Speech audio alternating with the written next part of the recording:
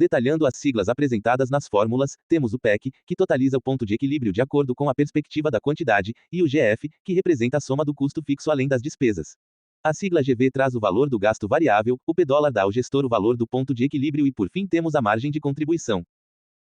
O P também é utilizado pelo marketing de empresas que oferecem franquias como forma de mostrar ao potencial franqueado quando ele já vai estar no break-even e há alguns passos para o lucro esperado. 3,1 Alavancagem empresarial. O conceito de alavancagem empresarial vem de seu conceito irmão na física e representa uma forma de otimizar uma aplicação de força com efeito exponencialmente superior. Na física, esse efeito ocorre com a aplicação de forma em proporção maior de uma haste que promove o movimento de um peso exponencialmente maior do que se o movimento fosse feito diretamente no objeto, como representado na figura a seguir. Figura 4 Conceito de alavancagem na física fonte, Bruni, 2012, p. 181 Apud Francisco Filho, 2020, p. 77. 29. Aplicando esse conceito administrativamente, temos a ocorrência da diluição dos custos fixos à medida que se aumenta a atividade, ou seja, a receita. Agora, se a alavancagem em questão for financeira, temos estará relacionada, de acordo com Francisco Filho, 2020, p. 78, com as despesas financeiras, consideradas fixas, pois não decorrem da atividade operacional, mas sim das decisões de como financiar o negócio. Portanto, diferentemente do universo da física, nas empresas a alavancagem ajuda a identificar os efeitos no lucro de eventuais variações de receita, algo muito importante, tendo em vista que todo gestor deve ter um elevado controle de seus custos e isso deve ocorrer de forma eficiente. A alavancagem pode ser vista como uma forma audaciosa de ampliar os ganhos nos momentos em que a empresa está com boa apuração de lucros, e tem esse nome por se fazer valer de capital de terceiros para tal processo. Com isso, tal estratégia, embora faça muito sentido, apresenta grandes riscos, ou melhor, apresenta riscos maiores que em outras situações e investimentos. O impacto de uma gestão de custos negligente pode ser notado claramente nos resultados da empresa e, por lógica, em seu lucro. O grande desafio é, de acordo com Sebrae, 2020, para ter sucesso nesse controle de custos, ter disciplina, ou seja, a equipe de gestão deve ser capaz de analisar constantemente as finanças, seja por planilhas detalhadas ou por registros, a fim de ser capaz de vislumbrar onde pode fazer seus investimentos. Quando a empresa investe na gestão de custos, quando mostra que é capaz de ser eficiente em controlar seus custos, tem um cenário menos nebuloso, pois esse controle permite um constante refinamento dos custos, o que gera um melhor resultado financeiro e, por consequência, melhora diversos outros processos administrativos, mesmo aqueles não relacionados com recursos financeiros. 30. Fazendo outra comparação, temos que a alavancagem exige casa organizada, custos controlados e processos validados, pois, caso contrário, funcionará como um motor padrão 1,0 que recebe o famoso nitro, óxido nitroso, que, embora aumente o desempenho e a velocidade, provavelmente danificará o motor. Esse tipo de motor não está preparado para a força extra entregue pela queima do nitro, assim como uma estratégia de alavancagem tende a falhar se for construída dentro de uma empresa desorganizada, com custos elevados e descontrolados. Podemos concluir que a gestão dos custos de uma empresa é sua verdadeira gestão, tendo em vista que é muito difícil fazer entrar receita, ao passo que gastar recursos é extremamente fácil. Fornecedores, concorrentes e até mesmo colaboradores vão sempre tentar tirar um pedaço da empresa, de seus recursos, de seu dinheiro. No entanto, o custo jamais deve ser visto como um problema, ele deve ser mantido como parceiro, aliado do gestor, pois, quando é controlado, o empreendedor tem consciência de que está gerindo um negócio saudável e com grande chance de prosperar. Referências: Braga, A. X. V. Contabilidade de custos. Visconde da Graça, Rede ITEC Brasil. 2015. Francisco Filho, V. P. Gestão de custos. Curitiba. https://www.lume.fags. br/bitstream/handle/10183/14856914010000968.pdf. Sequência. Ponto. Acesso em 13 de janeiro. 2021. 31. Sebrae, Serviço Brasileiro de Apoio às Micro e Pequenas Empresas. Gestão de custos, como ter um bom controle financeiro. 2020. Disponível em https://www. sebrae.com.br. Controle financeiro, 890 C9733 DED-BC 410 VGN VCM 1.003 B74010 ARCRD. Ponto. Acesso em 13 de janeiro. 2021. 32. Análise Econômica e Financeira. Autoria: Lindolfo Alves dos Santos Júnior. Leitura crítica: Nara Medianeira Stefano. Objetivos: compreender a importância da análise financeira e econômica como forma de determinar a saúde da empresa. Facilitar a compreensão da necessidade de avaliar constantemente as finanças corporativas. 33. 1. A administração pela análise financeira e econômica. Existem tantas empresas no mundo quanto estilos de gestão, o que significa que empresas são geridas com métodos distintos, embora muitas sejam geridas sem método nenhum. Dessa forma, com toda essa variabilidade que a gestão apresenta, o que dificulta estabelecer certos e errados, temos os mais variados níveis de lucratividade. Claro que toda empresa visa ao lucro, mas o fato é que existem muitas formas de gestão, o que faz com que existam vários níveis de rentabilidade, lucratividade. Nesse cenário de competição acirrada que assola praticamente todo e qualquer mercado consumidor, podemos encontrar abordagens empreendedoras e perdedoras, pois nem todo empresário é um bom gestor. Com isso, existe uma importante análise que deve ser constantemente feita nas empresas, a financeira, ou econômica, que possui o objetivo de dar ao gestor a informação sobre o nível de geração de lucro da empresa em determinado momento. Claro que tal avaliação não representa somente um índice relativo ao lucro, mas sim um grande indicador da saúde financeira da empresa como um todo, Claudino, 2021. A análise financeira, ainda conforme Claudino, 2021, mede o estado de desenvolvimento da empresa, bem como a situação na qual o negócio se encontra, ou seja, seu desempenho. Com essa análise, é possível medir a capacidade da empresa em gerar lucro pelo uso de indicadores. Os indicadores, de forma geral, são representados pela metodologia de coleta e apuração de informações financeiras, sendo seus dados oferecidos pela contabilidade para a apuração do desempenho da empresa. Assim como em outros sistemas, temos que os dados financeiros são lapidados de forma a oferecer uma base de informação.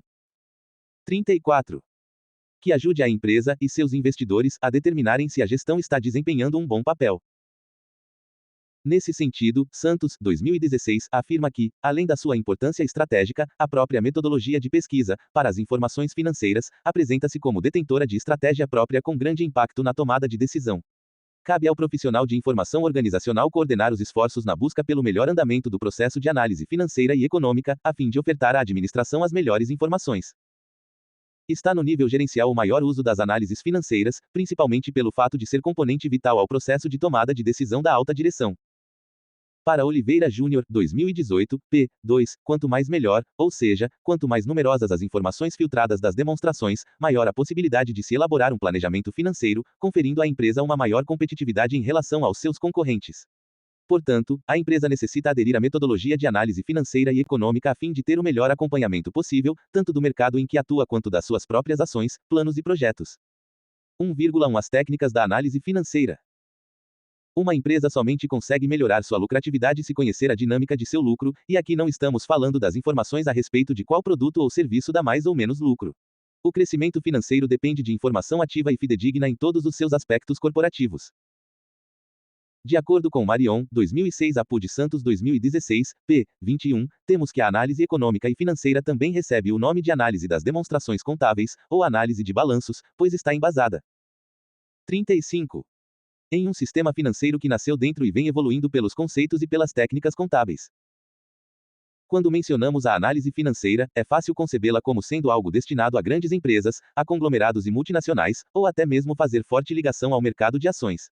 No entanto, é importante frisar que analisar financeiramente uma empresa não é, e não deve, algo exclusivo das grandes empresas, pois toda e qualquer empresa necessita conduzir tal análise.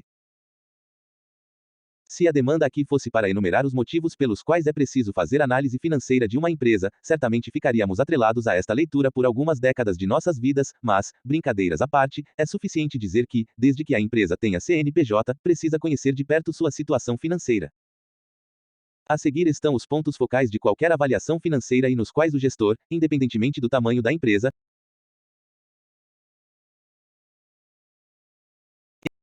deve ficar de olho caso tenha a pretensão de desenvolver e melhorar os ganhos de sua empresa.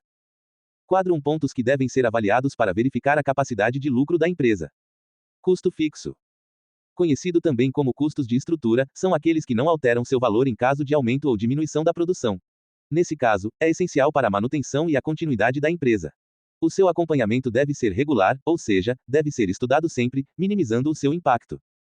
Exemplos: segurança, aluguéis de equipamentos, limpeza, entre outros. 36 Custo variável. Aqueles que variam de acordo com a produção, o volume produzido ou o volume de vendas, em um determinado período, influenciando diretamente os valores dos produtos. Exemplos: matérias-primas, comissões de vendas, insumos, entre outros. Lucro operacional. É a apuração dos lucros após deduzirmos todos os custos fixos e variáveis. Margem de contribuição. Essa é a quantia que sobra da receita que se obteve por meio das vendas após a retirada dos custos e das despesas variáveis. Isso possibilita uma análise do ponto de equilíbrio e da lucratividade. Quanto maior a positividade desse índice, melhor será a saúde da empresa. Preço de vendas. Esta deve ser uma das primeiras avaliações. Os preços dos produtos e serviços devem conter um segmento de ação estratégica, fazendo as considerações sobre os fatores de competitividade, visão do consumidor, posições diante dos concorrentes, lucratividade e procura pelo produto ou serviço. Faturamento. Saber o volume de vendas, conhecendo a procura pelos serviços e produtos, quanto e por quanto são vendidos. 37. Crescimento. Este equivale ao crescimento patrimonial da empresa, representado pela análise do patrimônio líquido, o crescimento dos volumes de faturamento e até mesmo o aumento da estrutura empresarial. Fonte: adaptado de Claudino, 2021.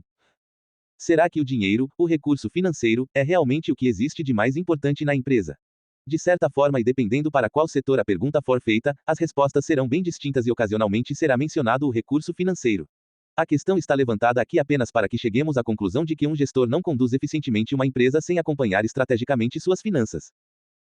Claro que clientes são importantes, pois sem eles não existe a venda, o consumo dos produtos e serviços.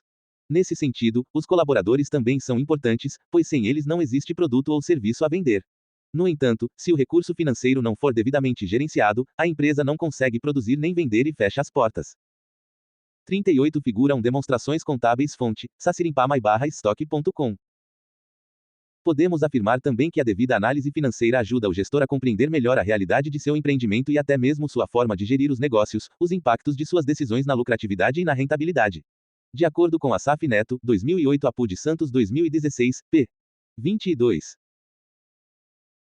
Ainda que a análise das demonstrações seja subjetiva, sendo de interpretação pessoal do analista que a fará, porém, para que a empresa não corra o risco de cometer arbitrariedades e tampouco realizar esta avaliação por meio de dados errôneos, é importante que haja rigor na coleta de dados, para que os valores sejam exatos, bem como sejam aplicadas as normas contábeis corretas.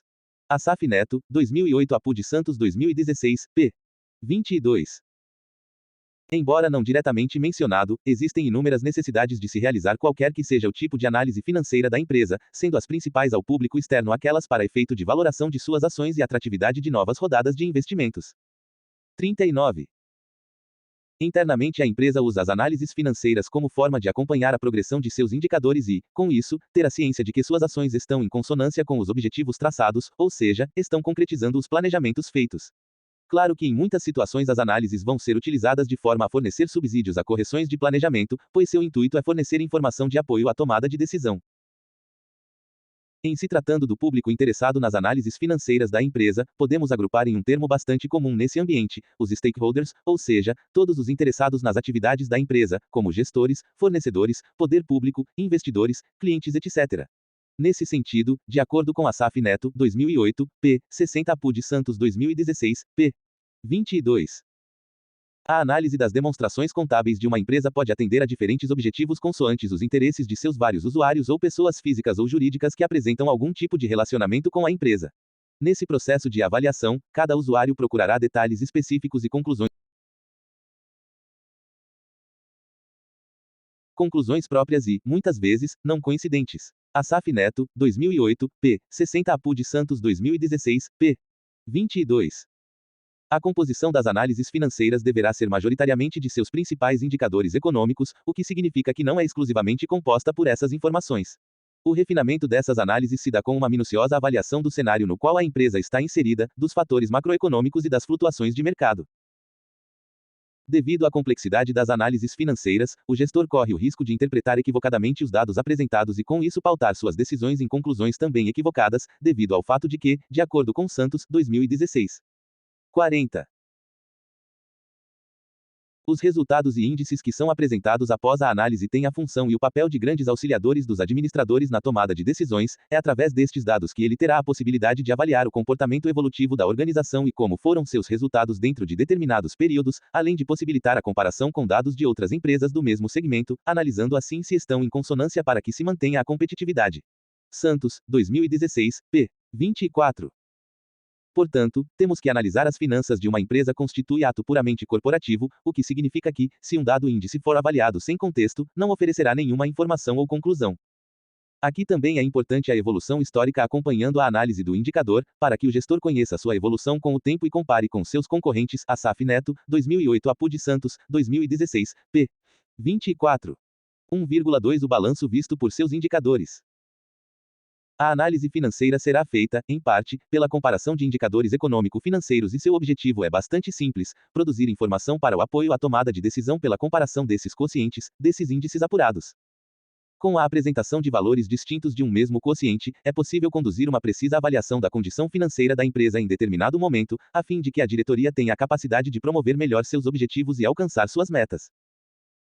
Os indicadores financeiros são o maior instrumento para a condução das análises nesse contexto contábil e seu objetivo é oferecer os parâmetros para as comparações e interpretações. Com isso, temos como metodologia mais utilizada a análise dos quocientes, que fornece a comparação de valores patrimoniais aos pares.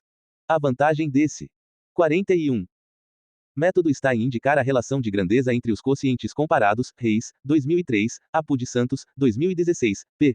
25. Existe um detalhe importante sobre a condução de qualquer análise corporativa, não somente as financeiras, que é o fato de dependerem de um bom nível de conhecimento por parte do avaliador, do gestor, pois cabe a ele compreender, por exemplo, as classificações contábeis. Nesse sentido, o gestor, mesmo sendo deveras contundente em seus métodos de gestão, deve compreender algo contabilmente simples, como a divisão de ativos e passivos, ou as próprias partilhas dobradas. Nesse caso, esse gestor terá dificuldades em compreender o contexto das demonstrações contábeis e com isso não terá capacidade de se fazer valer das informações contidas nelas. Sem o empenho do gestor em compreender os detalhes da contabilidade que tanto lhe traz informação, não será viável ou muito menos sensato promover avaliações e comparações com indicadores, como indicadores de liquidez, índices de endividamento, rentabilidade, demonstrações contábeis e análise de balanço. Santos, 2016. A liquidez de uma empresa representa sua capacidade de converter ativos em caixa, ou melhor, em dinheiro, pois, no mundo corporativo, moeda corrente é o mais líquido que algo pode ser. Com isso, conhecer os indicadores de liquidez de uma empresa é saber sua situação financeira em determinado momento. Tabela 1 Balanço patrimonial. Ativo circulante disponibilidades 20 de janeiro de 30 19 de junho de 30. 512.000,00 599.040,00 81.900,00 contas a receber 297.000,00 347.490,00 passivo circulante empréstimos. Fornecedores de crédito. 20 de janeiro de 30 19 de junho de 30. 359.000,00 391.650,00 155.000,00 131.750,00 130.000,00 197.000,00 42 estoque 120.000,00 140.400,00 Impostos a recuperar.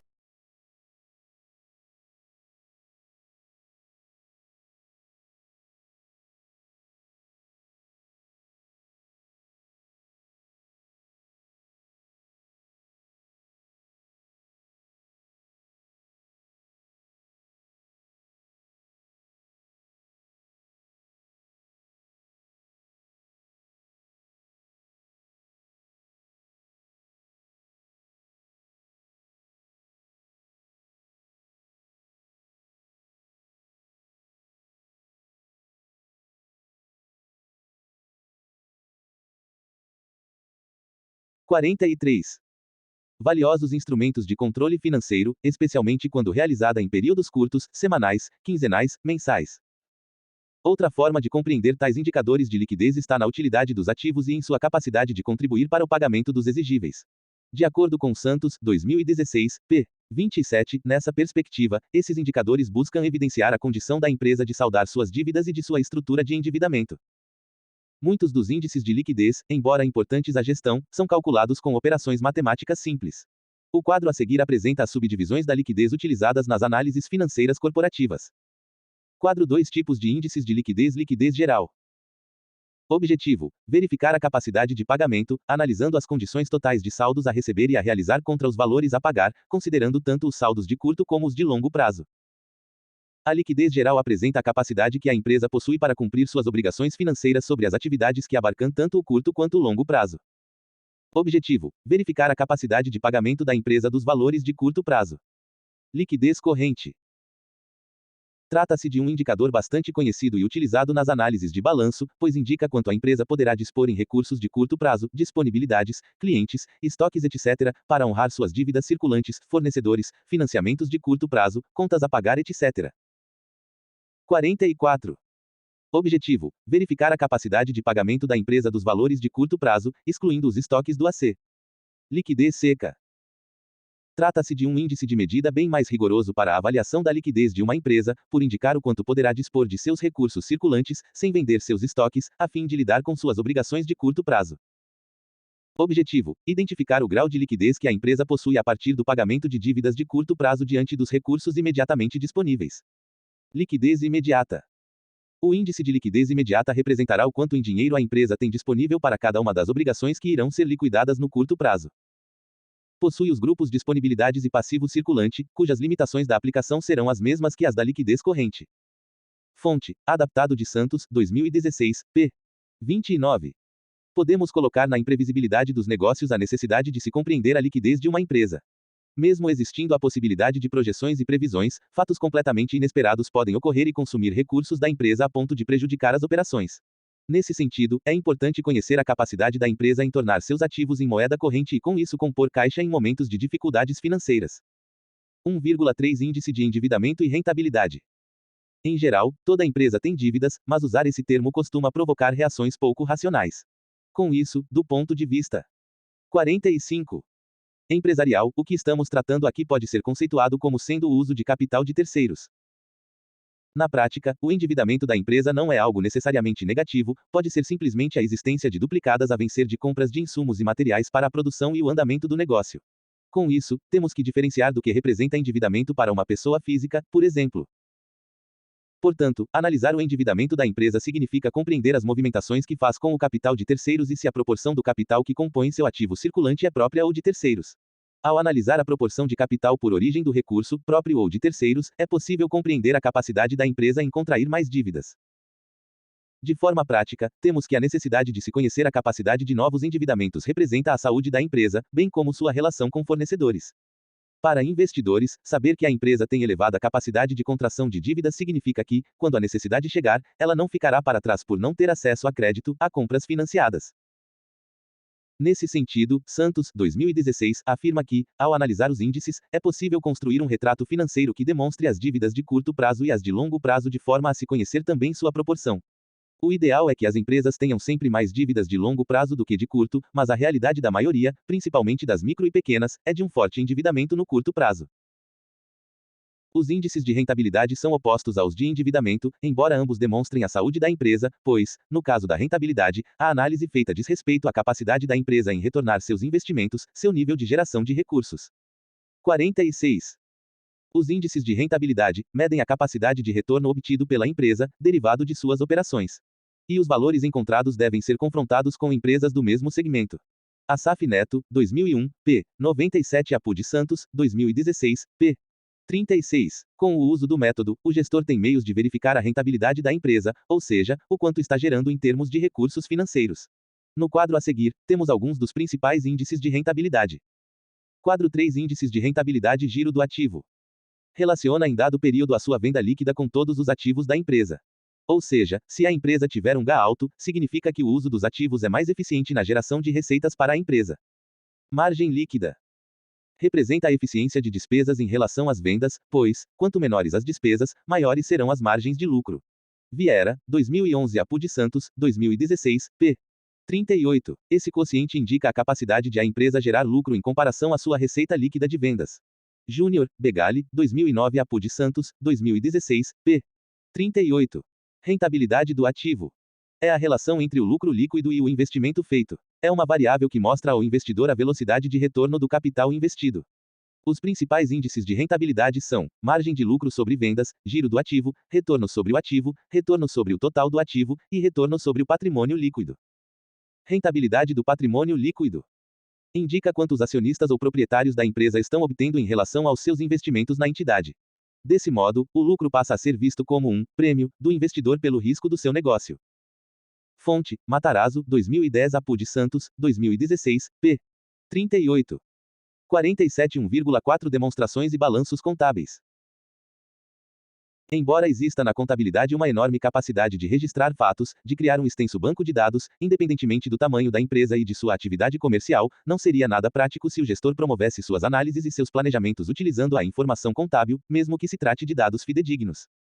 Com isso, outra forte capacidade da contabilidade está em promover documentos, demonstrações que carregam muita informação, mas de forma estruturada, a ponto de serem, em alguns casos, documentos obrigatórios e normatizados.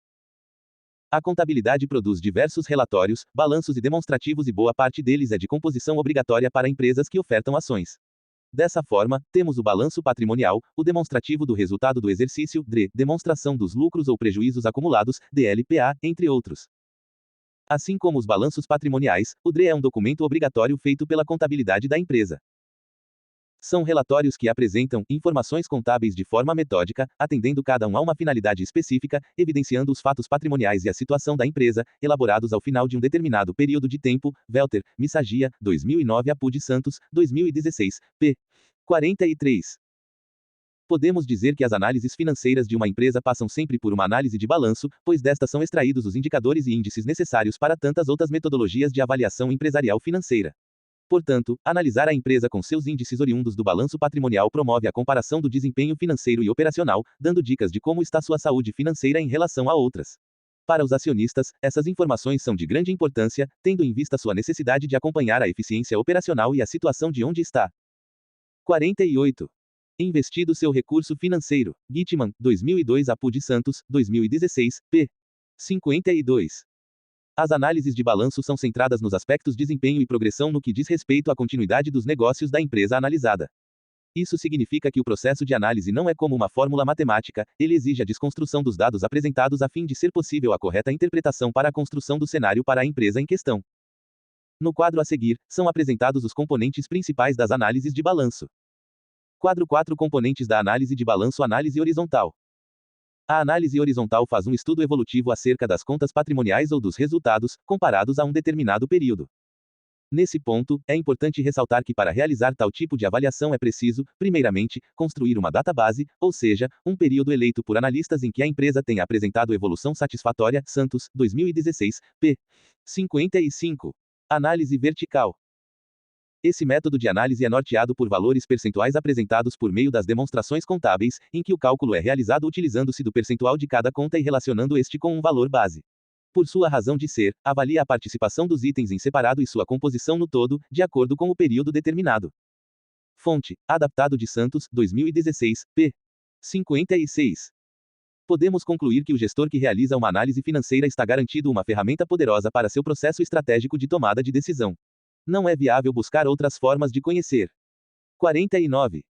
A saúde financeira de uma empresa, muito menos preciso, se não for pelos indicadores do balanço patrimonial. Nem mesmo o planejamento global da empresa pode ser feito corretamente sem o uso desse importante instrumento, em especial tendo em vista que tal prática é altamente difundida no mundo dos negócios, ou seja, o concorrente está fazendo. Referências. Claudino, K. A importância da análise financeira na gestão da empresa. 2021. Disponível em https://conub. Acesso em 22 de janeiro. Oliveira Júnior, N. C. https://. Neidinel Casas de Oliveira. Acesso em 22 de janeiro. Santos, A. P. 50.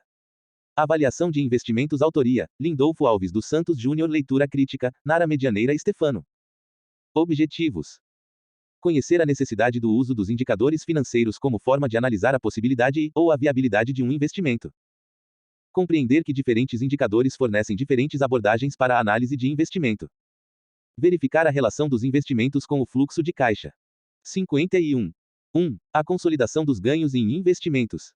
O que é investimento? Antes de responder, embora o tema em si vá responder e acrescentar a avaliação dos investimentos, como a cereja do bolo, que tal mais uma pergunta: abrir uma empresa é investimento?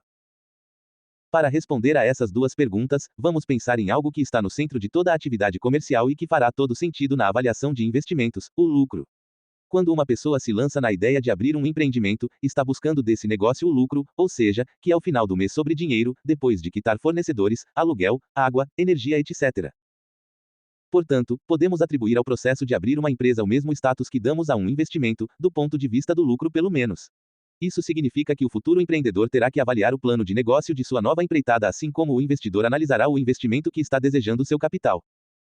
O empresário e o investidor buscam colocar seu dinheiro em uma operação, investimento, que lhes dê retorno na forma de lucro. Para isso, ambos deverão avaliar diversos indicadores, algo que pesa mais para o investidor, pois os indicadores podem apontar para a direção com melhores chances de lucro, mas nunca vão garanti-lo, de forma a compreender os riscos e a possibilidade de ganho com determinado investimento. 1,1 Indicadores de investimento. Tratando mais especificamente dos investimentos, temos um sistema muito mais enxuto para a avaliação e que não demanda um estudo tão 52. Denso e detalhado como feito por um plano de negócios, mas cujo resultado pode ser exponencialmente mais lucrativo. Antes de continuar e conhecer os principais indicadores que são utilizados para avaliar se o investimento tem, ou não, capacidade de retornar o que lhe foi ofertado, precisamos compreender o que são os juros. De forma direta, são o pagamento de quem tem capital e transfere este capital a outro, seja em um empréstimo, financiamento ou investimento. O primeiro indicador de que trataremos neste tema é a taxa mínima de atratividade, TMA, que é um índice de juros que deixa claro ao investidor que aquele investimento lhe retornará no mínimo determinado percentual. Claro que os juros são apreciados de duas formas: do lado do investidor, que receberá o lucro, e do lado do tomador, aquele que remunera o investidor por seu capital, na forma de custo. Isso significa que a TMA também é apreciada dos dois lados, do tomador e do investidor, e para ambos ela representa a viabilidade econômica que a operação financeira terá. Outra forma de compreendê-la é pela perspectiva do retorno sobre o investimento, ROI, Return over Investment, ao estabelecer o patamar com o qual a operação realizada passa a fornecer lucro. 53 Figura 1 ROI Fonte, Mikhail Petrov/stock.com. Portanto, o investidor vai usar a TMA como indicador de comparação com as outras opções de investimento que tem à disposição em seu portfólio. De acordo com Hoje e da Luz, 2019 Apud Reife, Pereira 2019, p. 84, esse indicador representa o ganho mínimo que um investidor se dispõe a receber ao decidir investir seus recursos em um projeto. Por outro lado, essa taxa é o custo máximo que um tomador se dispõe a pagar ao captar recursos no mercado. Para que um investimento seja interessante, é preciso que proporcione rentabilidade maior ao investidor do que oferecem as alternativas que ele tem à sua disposição. Hoje, da Luz, 2019 Apud Reife, Pereira 2019, p. 84. Temos na TMA uma excelente forma de avaliar a viabilidade econômica de projetos, pois apresenta aos tomadores de decisão a atratividade, ou seja, se é compensatório o esforço que o projeto demanda pelo retorno que prevê oferecer. Podemos até afirmar que se trata de uma forma semelhante do conceito de custo de oportunidade, pois esse indicador vai ajudar o gestor a decidir se mantém os recursos na operação ou se os desloca para o investimento ou projeto candidato. 54. A TMA literalmente exibe o quão atrativo o projeto. Para corroborar com esse argumento, temos Reife e Pereira, 2019, p. 84, que afirmam que, sempre antes de investir em um projeto, o investidor deve analisar a taxa mínima de atratividade para tomar a decisão de executá-lo ou não. A figura a seguir retrata o impacto do uso da TMA na avaliação de um projeto. Figura 2 Riqueza gerada pela aplicação na TMA ou no projeto fonte, Souza e Clemente, 2009, p. 8 Apud Reife, Pereira, 2019, p. 84. Pela figura, podemos perceber que a TMA se entrelaça com outro conceito vital quando a temática em questão é analisar financeiramente um projeto, o conceito de valor presente líquido, VPL. Ele atua como um complemento à TMA, pois, se a taxa de atratividade revela a viabilidade do projeto, o VPL vai projetar qual ganho, o valor que o projeto tem capacidade de gerar em um período.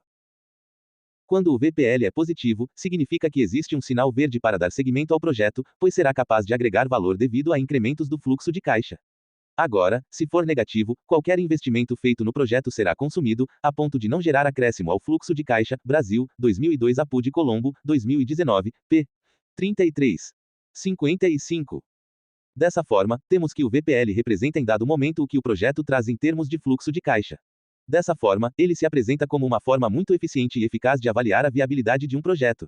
Estruturalmente falando, o fluxo de caixa do projeto é consolidado em um momento específico do tempo, com isso, agregando e descontando a TMA, o indicador pode ser encontrado.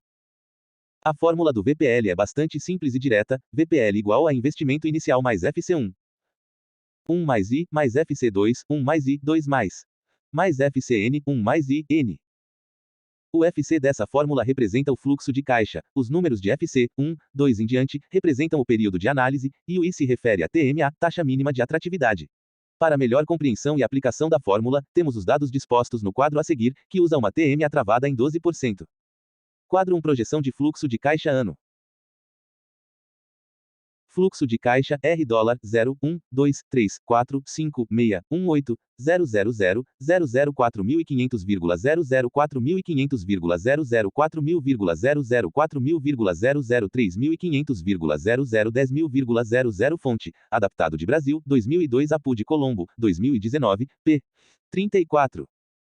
Ao aplicar a fórmula de cálculo do VPL, temos a soma de R$ 2.046,73, confirmada pelo uso da fórmula e conforme a aplicação a seguir. 56.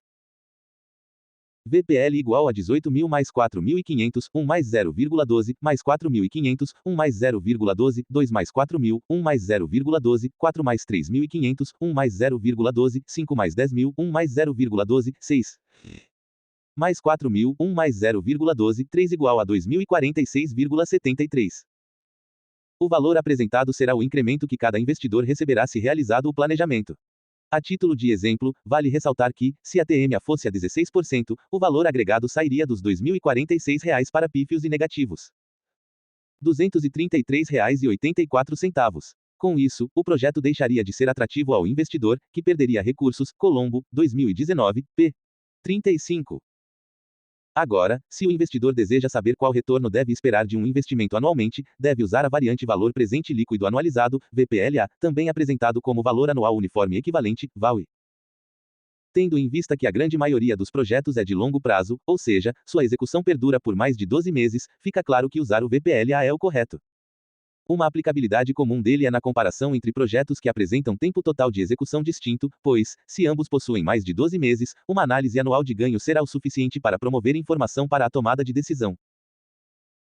De acordo com Reif e Pereira, 2019, em projetos de longo prazo, o VPL não apresenta informações de compreensão rápida, ao passo que sua apresentação periódica do VPL trará melhores condições de se avaliar a viabilidade de investimento. Portanto, o VPLA representa o VPL distribuído em um período, nesse caso um ano. Para o cálculo do VPLA, temos VPLA igual a VPLX, I, 1 mais I, N, 1 mais I, N1. Nessa fórmula, temos o VPLA, ou seja, o valor presente líquido anualizado, o VPL que é o valor presente líquido, o I, que apresenta a taxa de atratividade, e o N, que apresenta a quantidade de períodos anuais. 57. Existem muitos empreendedores por aí que praticamente farejam lucro no vento, enxergam potencial de mercado no escuro, ou seja, são capazes de reconhecer boas oportunidades em cenários caóticos ou muito incertos. Porém, até mesmo esse perfil de empreendedor necessita avaliar se o que observa como oportunidade é capaz de lhe retornar um patamar de lucro que compense o esforço. Para que o empreendedor saiba se está se aventurando e gastando milhões de reais e como retorno terá apenas centavos, pode usar o índice de benefício-custo, IBC, capaz de identificar a rentabilidade do negócio que está em sua frente. Por sua natureza e pelo que apresenta ao investidor, também recebe o nome de índice de lucratividade, trazendo como informação o quanto o investimento de determinada quantia gera de retorno. Seu principal uso está em revelar se, ao investir certo montante, o retorno será o respectivo montante, se vai ser maior ou menor. Quando o investidor tem conhecimento do retorno que seu investimento inicial vai oferecer e de qual é o tamanho desse retorno, tem condições de tomar a decisão, pois não é sempre preto no branco. Se um mercado tem margens de lucro pequenas, restritas, o investidor pode encontrar um IBC baixo, positivo e mesmo assim decidir por efetivar o investimento. Complementando o conceito de IBC, temos, de acordo com Reif e Pereira, 2019, que esse índice é o indicativo que relaciona o quanto o investidor espera ganhar com o montante de capital que vai investir. O índice de lucratividade é calculado pela divisão do valor presente do fluxo de benefícios pelo valor presente do fluxo de investimentos. Um índice percentual derivado do IBC e que também apresenta uma excelente informação para a tomada de decisão para o investidor é o retorno adicional sobre o investimento, ROIA, que, quando finalizado. 58. Já traz descontado o TMA. Conforme o nome indica, é relativo a porções do projeto e sua fórmula de cálculo é ROIA igual a ponto. Entrando no campo da engenharia econômica, temos o Internal Rate of Return ou taxa interna de retorno, TIR, um índice que analisa a taxa de desconto que faz o VPL ser zero e é comumente utilizado para comparar investimentos e até mesmo como mecanismo de análise de grau de desvalorização monetária. Podemos afirmar que seu cálculo é até simplificado e a alíquota obtida também serve de parâmetro de atratividade. Por exemplo, se um investimento apresenta um TIR de percentual menor que o TMA, mais do que rapidamente é descartado pelo investidor. A TIR é calculada por interpolação ou de forma iterativa e sua fórmula é apresentada a seguir. Portanto, sendo a TIR maior que a TMA, o projeto tem maiores chances de ser aceito, pois, mesmo com essa vantagem, cabe sempre ao gestor ponderar suas decisões pelas informações, e não deixar que as informações tomem as decisões, afinal recai sempre no perfil do investidor. 1,2 O efeito sunk cost ou custo irrecuperável. Se existe algo que podemos classificar como inerente ao investimento, tanto quanto o lucro, é o prejuízo, ou seja, todo investimento pode surtir efeito adverso e terminar por fazer o investidor perder dinheiro ao invés de ganhar. A incerteza é outro componente inerente ao investimento e representa que o investidor pode fazer tudo certo, toda a pesquisa, ter muita experiência e conhecimento, e mesmo assim ver seu dinheiro arduamente ganho ser dilapidado de uma hora para outra. 59. Existem, então, muitas situações que vão fazer o investidor perder dinheiro, e em alguns desses casos temos o que é nomeado sunk cost. Aqui vale ressaltar que um sunk cost não é obrigatoriamente um prejuízo. Sendo um custo irrecuperável, o sunk cost representa todo e qualquer investimento cuja recuperação financeira seja apenas marginal, ou seja, é relativo ao passado, diferentemente dos indicadores que analisamos neste tema. Assim, por ser relativo ao passado, representa uma quantia disponibilizada e consumida na quitação de alguma despesa e que deveria gerar no presente algum retorno, o que não acontece. Não faltam, na literatura, formas de exemplificar esses casos. Um exemplo seria uma empresa que, ao comprar e pagar determinado maquinário para produzir um acessório feminino que entrou na moda e antes de iniciar o uso do equipamento, descobre que o acessório foi banido e seu uso proibido pelo governo devido a preocupações com a segurança e a saúde dos usuários. Nessa situação, ela não conseguirá nenhum payback com relação ao investimento feito no novo equipamento. Portanto, os sunk costs são, de acordo com Reif e Pereira, 2019. Gastos já incorridos e que não serão recuperados mesmo que o projeto seja implantado. Por ser um tipo de custo já incorrido, o sunk cost não impacta a análise e decisão de aceitar ou rejeitar o projeto. Suponha que uma empresa esteja avaliando a viabilidade de lançamento de um novo produto e, no ano anterior, pagou um valor a uma empresa de pesquisa para fazer teste de mercado para esse produto. Reif, Pereira, 2019, p. 98. Embora não seja utilizado diretamente para análises de viabilidade de projetos, obviamente podemos compreender que, se existirem demasiados sunk costs em um projeto, deve existir algum problema grave em seu planejamento, e isso pode definir se o investidor dará ou não o próximo passo e injetará verba. 60. Por fim, temos que o sunk costs é um custo que já ocorreu, sendo, portanto, irrecuperável. Com isso, o reembolso do valor tem peso menor em qualquer que seja a análise de investimento, embora estimule no investidor sua capacidade de correr riscos. 1,3 A viabilidade econômica dos projetos de investimento. Se o investidor em questão for do tipo que sobrevive de investimentos, existe algo que ele deve considerar indesejável: ver seu recurso financeiro preso por muito tempo em certo investimento. Mesmo que o investimento seja lucrativo, atrativo, se passar de certo tempo, fica como peixe sem refrigeração, não cheira bem. Com isso, temos que muitos investidores dependem de um indicador até mesmo para que saibam mais sobre o investimento, o payback, ou seja, tempo de retorno do investimento. De acordo com Colombo, 2019, p. 37, o tempo de retorno do capital é o momento em que o fluxo de caixa acumulado passa a ser positivo dentro do período de tempo estabelecido pelo projeto. Quando o empreendedor decide que está na hora de arregaçar as mangas e injetar recursos em algum negócio, vai usar dos diversos índices e indicadores de que estamos tratando neste tema, a fim de ponderar onde terá o retorno que lhe agrada. Nesse sentido, existe uma forma de compreender melhor isso, que é saber quando seu investimento vai ser completamente pago. Afinal, ao se investir dinheiro em algo, o passo seguinte é construir a restituição desse investimento, e com o payback o investidor saberá quando será esse momento. Vale ressaltar que esse indicador não é uma constante, ou seja, varia de negócio para negócio, de mercado para mercado, e muda com o tempo e a situação econômica, devendo, por isso, sempre ser calculado. 61. Como a relação entre dinheiro e tempo costuma ser complexa e arriscada, o payback também apresenta ao investidor um indicativo de risco. De acordo com Ross et al., 2015 APU de Colombo, 2019, p. 37.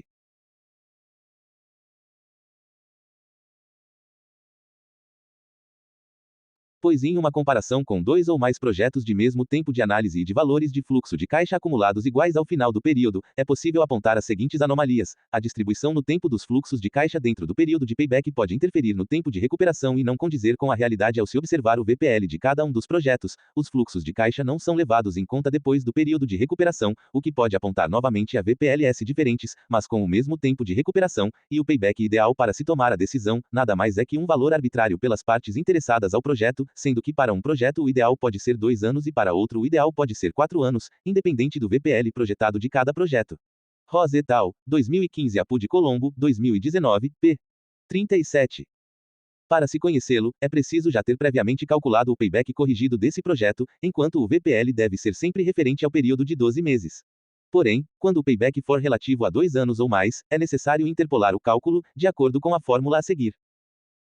Logo, esse indicador não pode ser tido como definitivo na hora de analisar se vale a pena ou não o investimento, sendo o correto utilizá-lo para que o investidor compreenda se tal investimento se enquadra em seu perfil. O payback indica quanto tempo o dinheiro investido vai ficar preso no negócio feito, e, quanto menor for esse tempo, melhor é para o investidor, que poderá investir em outro empreendimento e com isso abocanhar novo lucro. 62. Porém, há de se ter muito cuidado, pois o payback sempre está acompanhado de um cardume de se, ou seja, condições. Quem já pensou na possibilidade de comprar uma franquia, ou ao menos analisou o prospecto comercial de alguma delas, deve ter cruzado com a informação sobre o prazo de payback, que costuma girar em torno dos 24 meses. Em outras palavras, o negócio vai pagar o investimento em 2 anos, mas condicionado que tudo corra bem. Claro que quem oferta o prazo tem em mente que problemas podem ocorrer no meio da caminhada e leva isso em consideração, porém o gestor deve compreender que apenas se a empresa for bem gerenciada terá chances de cumprir o timetable ofertado pelo payback. De certa forma, todos os argumentos que fizemos em torno da viabilidade de um investimento estão centrados em algo comum: o fluxo de caixa. De maneira geral, é uma ferramenta administrativa de controle das entradas e saídas de recursos financeiros, que, ao ser consolidada, exibe o volume de recursos disponíveis em determinado momento. A gestão de uma empresa vai usar o saldo positivo do fluxo de caixa para investir em novos projetos, e os investidores vão observar o fluxo de caixa para compreender se o investimento feito está promovendo incrementos no saldo do caixa, ou seja, incrementos no fluxo de caixa. A viabilidade de um investimento será conhecida se existirem incrementos no fluxo de caixa e a partir de seu nível. Com isso, temos que o fluxo incremental de caixa será composto pelos valores decorrentes de um investimento feito no projeto em questão. A análise sob essa ótica é feita ao se compararem os incrementos do fluxo de caixa sem e com o investimento. Dentro dessa análise, temos por incremental o fato de que os investimentos ocasionam fluxos de caixa adicionais, hoje, Luz, 2019 Apud Reif, Pereira, 2019, p. 98. Essa análise incremental age quase como aquelas propagandas de cosméticos com a pessoa e sua foto antes da aplicação do produto. 63. Salvador e outra foto supostamente tirada depois que o produto foi aplicado, com os efeitos bem em evidência. Porém, no caso dos investimentos, da implementação de um projeto, não existe maquiagem, com perdão do trocadilho, e sim a apuração real das entradas e saídas em momentos distintos. O investidor pode observar claramente o impacto do investimento feito quando observa a variação do fluxo de caixa e, com isso, é capaz de tomar novas decisões sobre novos investimentos. Dentro da empresa, a avaliação desses incrementos no fluxo de caixa ajuda o gestor a compreender se deve ou não estender o projeto ou se deve partir para outras alternativas. Assim, temos que, de acordo com Reif e Pereira, 2019. É necessário ainda considerar as variações da necessidade de capital de giro, uma vez que esses valores impactam o fluxo de caixa do projeto. Estas podem ser estimadas pela diferença entre as contas operacionais, ou cíclicas, do ativo, contas a receber e estoques, e as contas operacionais do passivo, fornecedores, salários e encargos sociais, impostos, contribuições, fretes etc. Reif, Pereira, 2019. Seja qual for a análise feita, a metodologia escolhida ou o indicador que faça mais sentido, o importante é compreender que até mesmo o investidor mais agressivo sempre toma muito cuidado na hora de escolher onde vai depositar seu dinheiro. Se o investidor não buscar certo controle sobre os elementos que cercam seu investimento, corre o risco de ser ludibriado ao considerar lucrativo algo que pode até lhe causar prejuízo. Não podemos esquecer que o objetivo é sempre o lucro, mas que o investidor de verdade quer o nível máximo de lucro que puder conseguir. Portanto, não basta que o projeto garanta saldo positivo ao investidor, ele precisa conceder o nível desejado de lucro sob o risco de não receber investimentos. Dessa forma, podemos compreender que a carteira de 64 investimentos de grandes milionários estará sempre repleta de ótimas oportunidades de investimentos lucrativos. Referências.